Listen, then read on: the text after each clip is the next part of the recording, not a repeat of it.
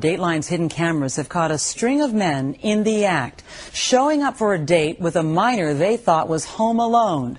But you might be surprised at the men arriving next. Again, we want to remind you that some of what you're about to see is sexually explicit. Here's Chris Hansen.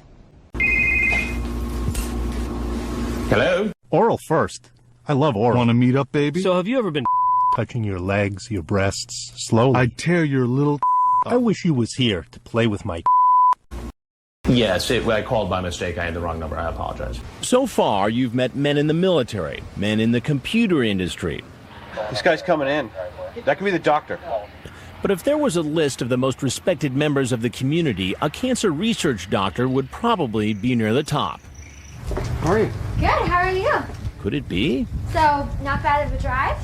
Well.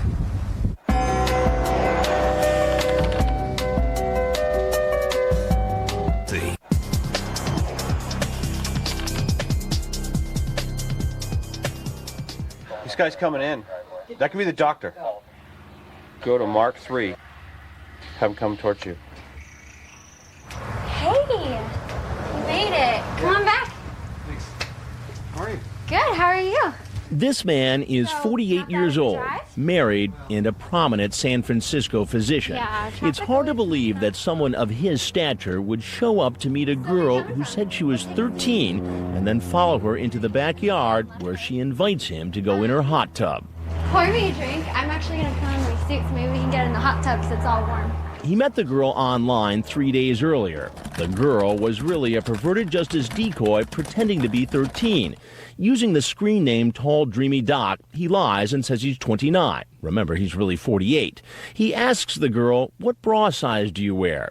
She says 30B, but it's kind of big on me right now. I'm still growing. He replies, "I will kiss them." Wow. He goes into graphic detail about giving and receiving oral sex, and later says, "I'm horny for you," and asks her to masturbate while thinking of him. He tells her several times he could get into trouble, but it isn't enough to stop him from coming over and helping himself to a drink. I can't. Oh, jeez. Jeez.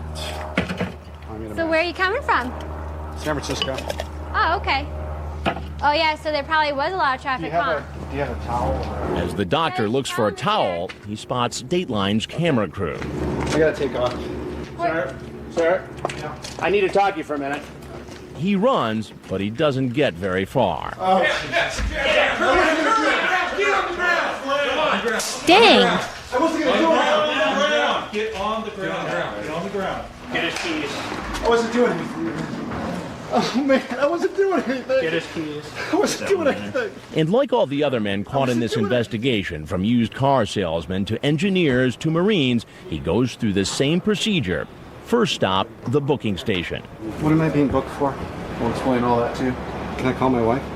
You can do that after the booking procedure.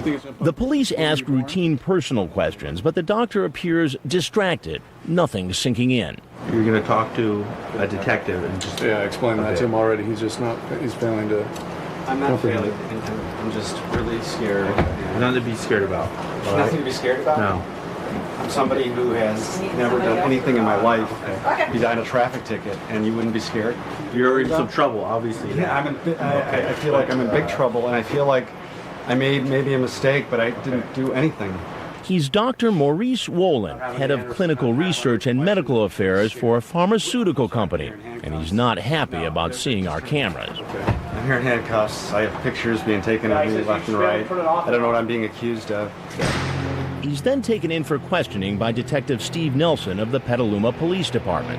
The first thing I'm going to do is explain to you your Miranda rights, okay? Okay. You have the right to remain silent. At first, the doctor agrees to talk. So, I'd like to talk about what happened today, okay? But he quickly changes his mind. What screen name do you use? I really need to have an attorney present. Okay. Okay. But despite asking for an attorney, he chooses to keep talking. You asked to talk to an attorney. Yes. Okay.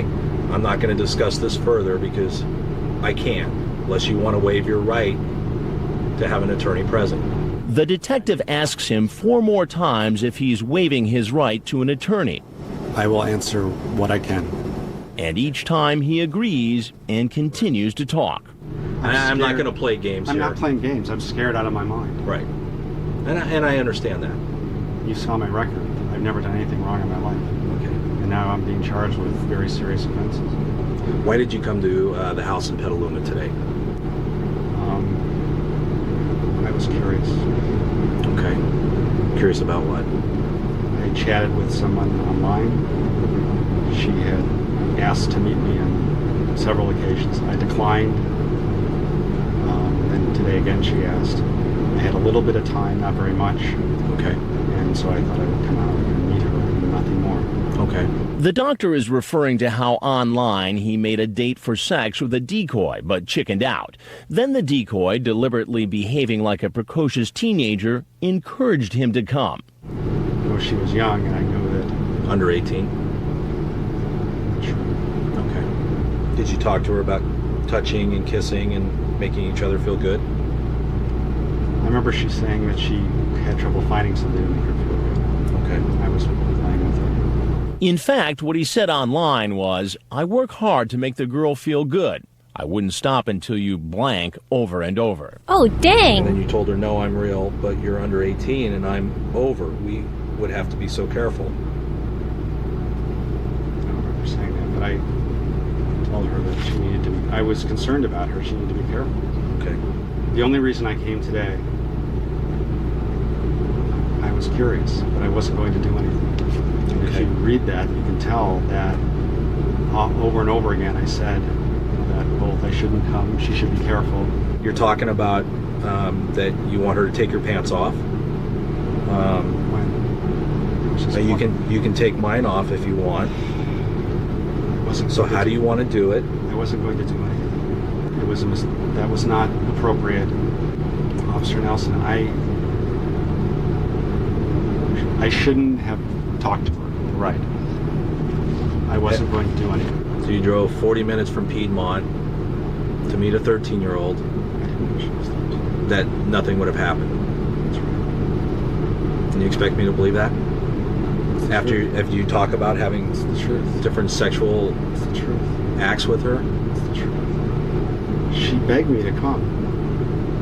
And I know that doesn't make it right, but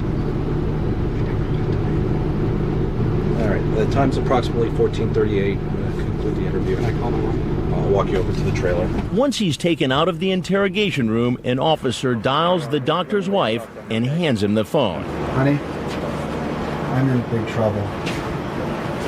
I'll explain. You have to bail me out of the Sonoma County Jail. $30,000 check we'll need. It was a sting operation. I'll explain it to you when you're here. Don't bring the girls. I didn't do anything, but I did something stupid. The men in this investigation were charged with attempted lewd acts involving children. All the pleas so far have been not guilty. It's going to be a while before their cases are decided. And up next, the case that's prompted outrage across the country. You'll hear something surprising from the man himself, Mark Foley. The Dateline piece has probably done more than any law we can create.